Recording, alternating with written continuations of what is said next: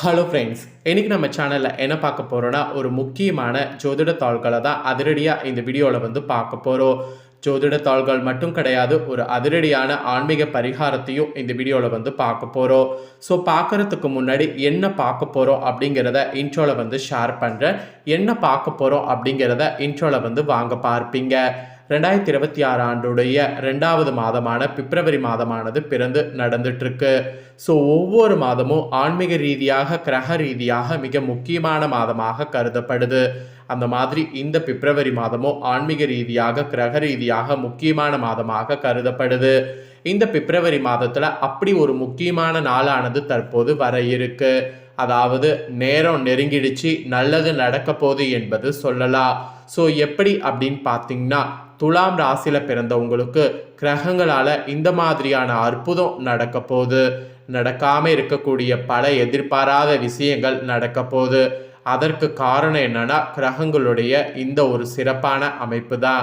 So அப்படி என்னடா நாள் சொல்லுடா அப்படின்னு நீங்கள் கண்டிப்பாக கேட்பீங்க. ஸோ பிப்ரவரி 15ஆம் தேதி தான் அந்த சிறப்பான நாள். அன்னைக்கு தமிழ் மாதம் மாசியுடைய 3ஆம் நாள். அன்னைக்கு கிழமை ஞாயிற்றுக்கிழமை. அன்னைக்கு சிவராத்திரி ஆனது வருது. வரக்கூடிய சிவராத்திரி மாசியில் வரக்கூடிய சிவராத்திரி. மாசியில் வரக்கூடிய சிவராத்திரி தான் மகா சிவராத்திரி என்று அழைக்கப்படுது. மற்ற மாதங்களில் வரக்கூடிய சிவராத்திரியை விட இந்த மாசியில் வரக்கூடிய மகா சிவராத்திரி அன்னைக்கு தான் அனைத்து சிவ ஆலயங்கள்லேயும் சிறப்பு பூஜைகள் நடைபெறும். 4 கால பூஜைகள் விடிய விடிய நடைபெற்று சிவனுக்கு ஆருத்ர தரிசனமும் கிடைக்கும். அதாவது சிவனுடைய அந்த 4 ரூபத்தில் காட்சி தரக்கூடிய தரிசனம் நமக்கு கிடைக்கும். இப்பேற்பட்ட மகா சிவராத்திரி அன்னைக்கு கிரகங்களால் சிறப்பு யோகங்கள் உருவாகுது. அதுதான் ஒவ்வொரு ராசிக்கும் பலன்களை கொடுக்க போகுது. அதில் துலாம் ராசிக்கு என்ன பலன் கொடுக்கும் அப்படிங்கிறத தான் இந்த வீடியோவில் ஷேர் பண்ண போகிறேன். இந்த மகா சிவராத்திரி அன்னைக்கு சிறப்பாக ஒரு பரிகாரமும் செய்யணும். அது என்ன பரிகாரம், அதை செய்கிறது எப்படி அப்படிங்கிறதையும் இந்த வீடியோவில் உங்களுக்கு சொல்ல போகிறேன். எல்லா தாள்களையுமே இந்த வீடியோவை துலாம் ராசிக்காரங்க ஃபுல்லாக பார்த்து தெரிஞ்சு பலன் பெறுங்க. முதல்ல உங்களுக்கான பலன்கள் பார்க்கலாம். அதுக்கப்புறமேட்டு பரிகாரத்தை பார்க்கலாம் வாங்க. துலாம் ராசிக்காரங்க சித்திரை 3-4 பாதங்கள், சுவாதி விசாகம் 1-2-3 பாதங்களில் பிறந்தவங்களுக்கு நான் சொல்லக்கூடிய கணிப்பு கரெக்டாக இருக்கும். ஸோ துலாம் ராசி அதனால் பார்த்தீங்கன்னு வச்சுக்கோங்களேன், இந்த நட்சத்திரத்தில் பிறந்தவங்க வீடியோவை ஃபுல்லாக பாருங்கள். முதல்ல இந்த மகா சிவராத்திரியில் கிரகணியில் உங்களுக்கு எப்படி அமைஞ்சிருக்குங்கிறத சொல்லிடுறேன். அதை முதல்ல தெரிஞ்சுக்குங்க. சுகஸ்தானத்தில் சூரியன் செவ்வாய் சுக்கிரன், பஞ்சமஸ்தானத்தில் புதன் சனி ராகு, பாக்கியஸ்தானத்தில் குரு வகரத்தோடு, லாபஸ்தானத்தில் கேது. இந்த மாதிரி கிரகநிலைகள் உங்களுக்கு அமைஞ்சிருக்கு. இதனோட அடிப்படையில் தான் உங்களுக்கு பலன்களே குறிப்பிடப்பட்டிருக்கு. ஸோ என்ன பலன்கள் அப்படிங்கிறத வாங்க இப்போ இந்த வீடியோவில் அதிரடியாக பார்க்கலாம். ஸோ பலன்கள் என்னங்கிறத இப்போ சொல்கிறேன், தெரிஞ்சுக்குங்க. இந்த மகா சிவராத்திரியிலிருந்து வழக்குகள் சார்ந்த எதிலுமே சற்று கூடுதல் கவனமாக இருப்பது நல்லது. குடும்பத்தில் சில சங்கடங்கள் வந்தாலும் உங்கள் சாமர்த்தியத்தால் எதையுமே சமாளித்து விடுவீங்க. கடன் பிரச்சனை படிப்படியாக இந்த டைம் குறையும். புத்திரர்களுடைய செயல்பாடுகளை கண்ணும் கருத்துமாக கவனிக்க வேண்டிய நேரம்.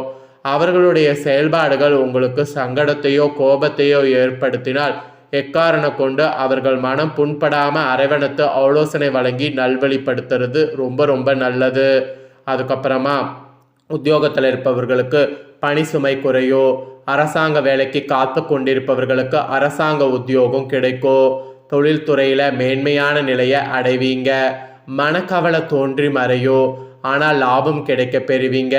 புதிய ஆர்டர்கள் வாங்குவது தொடர்பான அலைச்சல் அதிகரிக்கும். அதனால் அந்த அலைச்சல்களை சமாளிக்க முயற்சி பண்ணுங்க. பெண்களுக்கு கூட எந்த காரியத்தையும் கூடுதல் கவனத்தோடு செய்வது நல்லது. அடுத்தவர்களுக்கு உதவி செய்யும் போது கவனம் தேவை. மாணவர்களுடைய கல்வி திறனானது அதிகரிக்கும். பாடங்களை மிகவும் நிதானமாக படித்து மனதில் பதிய வைத்து கொள்வது நல்லது. அதில் என்ன ஒரு எச்சரிக்கைனா, மாணவர்கள் அடுத்தவர்களோடு பழகும்போது கவனம் தேவை, இல்லைனா பாதிப்பு ஏற்படும். இந்த மாதிரிலாம் உங்களுக்கு பலன்கள் கிடைக்க போது இது மாதிரி நீங்கள் கவனமாக இருக்கணும் என்பது இந்த தாள்களுக்கேற்ப உங்களுக்கு நடந்துக்கணுங்கிற மாதிரி ஜோதிடர்கள் சொல்லியிருக்காங்க. அப்புறம் உங்கள் நட்சத்திரத்துக்கேற்பவும் சில சிறப்பு பலன்கள் இருக்குது. அதையும் உங்களுக்கு ஷேர் பண்ணுறேன், வாங்க தெரிஞ்சுக்குவீங்க. ஃபஸ்ட்டு சித்திரையில் 3-4 பாதங்கள் பிறந்த துலாம் ராசிக்கு சொல்லப்பட்டிருக்கு. இதில் பிறந்தவங்களுக்கு இந்த மகா சிவராத்திரியிலிருந்து பிள்ளைகளுடைய வளர்ப்பில் கவனம் தேவை. உடல்நிலையில் நல்ல முன்னேற்றமானது ஏற்படும். மாத்திரை செலவினங்கள் குறையோ, கணவன் மனைவி கருத்து வேறுபாடுகள் ஏற்பட்டு மறையோ, எல்லாத்துக்குமே கவனம் தேவை. வீண் வாக்குவாதம் வேண்டாம். நண்பர்கள் மூலம் அனுகூலமானது ஏற்படும். தேவையற்ற வீண் விவாதங்களில் ஈடுபட வேண்டாம். அதெல்லாம் ஈடுபட்டிங்கன்னா உங்களுக்கு தான் பெருத்த நஷ்டம் ஏற்படும். ஸோ இந்த நட்சத்திரத்தில் பிறந்தவங்களுக்கு இப்படியெல்லாம் இருக்கணுங்கிற மாதிரி சொல்லப்படுது. அப்புறம் சுவாதியில் பிறந்த நட்சத்திரத்துக்கு சொல்லப்பட்டிருக்கு, இந்த மகா சிவராத்திரியிலிருந்து யாரை பற்றி விமர்சனம் செய்ய வேண்டாம். தந்தையார் உடல்நல முன்னேற்றம் ஏற்படும்.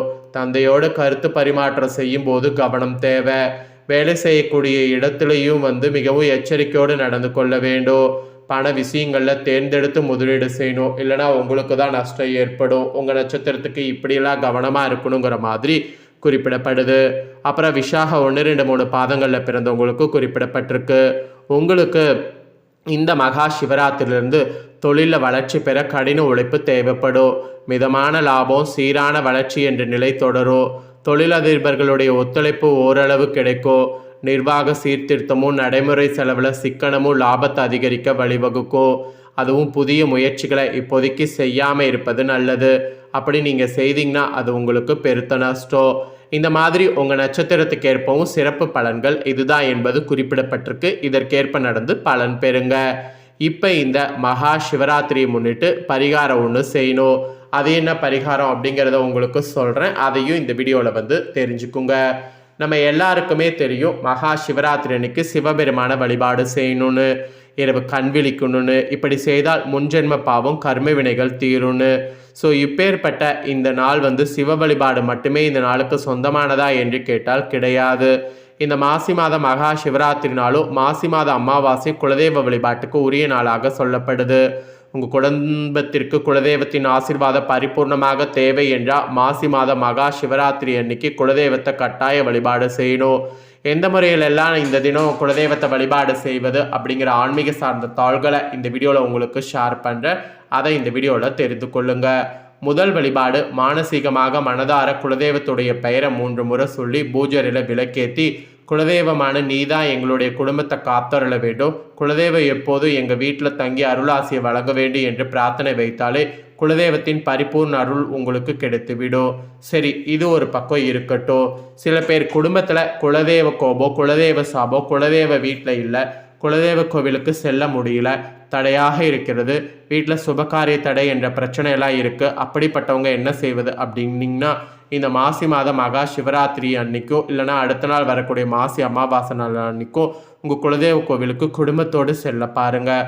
உங்கள் குடும்பத்தோடு செல்லுங்க. குறிப்பாக உங்களுடைய அங்காளி பங்காளிகளை கூட்டிக் கொண்டு குலதெய்வ கோவிலுக்கு செல்வது இன்னும் சிறப்பான பலனை கொடுக்கும் என்பது குறிப்பிடப்படுது.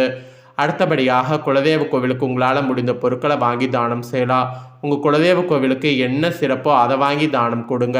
அம்பாள் என்றால் புடவை, ஆண் தெய்வமாக இருந்தால் அங்கவஸ்திரம், அல்லது சில தெய்வங்களுக்கு மிகவும் பிடித்த பொருட்கள் இருக்கிறது அல்லவா, அது போல் ஏதாவது பொருட்கள் இருந்தாலும் நீங்கள் அந்த பொருட்களை அந்த கோவிலுக்கு வாங்கி கொடுத்து பலனை பெற்றுக்கொள்ளலாம். நீங்கள் சொந்த ஊரில் இல்லை வெளியூரில் இருக்கிறீங்க அப்படின்னா குலதெய்வ கோவிலுக்கு செல்வது சிரமம் என்றால் உங்களுடைய குலதெய்வ கோவில் பெயர்லேயே உங்கள் ஊரில் இருக்கக்கூடிய ஒரு தெய்வம் இருக்குல்ல, அங்கே போகலாம். உதாரணத்துக்கு பழனி முருகன் உங்கள் குலதெய்வம் என்றால் உங்கள் ஊரில் இருக்கக்கூடிய முருகன் கோவிலுக்கு சென்று பழனி முருகனுக்கே செவ்வரளி பூ வாங்கி கொடுத்த மாதிரி கொடுத்து உங்கள் குடும்ப பெயர்களை சொல்லி அர்ச்சனை செய்து கொள்ளலாம். இது போல் ஒரு வழிபாடு முறையோ இந்த தினம் உங்களுக்கு சொல்லப்படுது. குலதெய்வ கோவிலுக்கு ஒரு வேளை பணம் அனுப்ப முடியும். அங்கு தெரிந்தவர் சொந்தக்காரங்கள் இருக்கிறாங்கன்னா அவர்களுக்கு பணம் அனுப்பி வைத்தால் ஏதாவது பொருள் அவர்கள் வாங்கி கொடுப்பாங்கள் என்றாலும் அதுபடி குலதெய்வ கோவிலுக்கு ஏதாவது ஒரு பொருளை கொண்டு சேர்க்கலாம். இதுவும் ஒரு வழி. இதையெல்லாம் நீங்கள் இந்த நாளில் செய்கிறதுனால கண்டிப்பாக பார்த்தீங்கன்னு வச்சுக்கோங்களேன், உங்களுக்கு நல்ல பலன் கிடைக்கும்.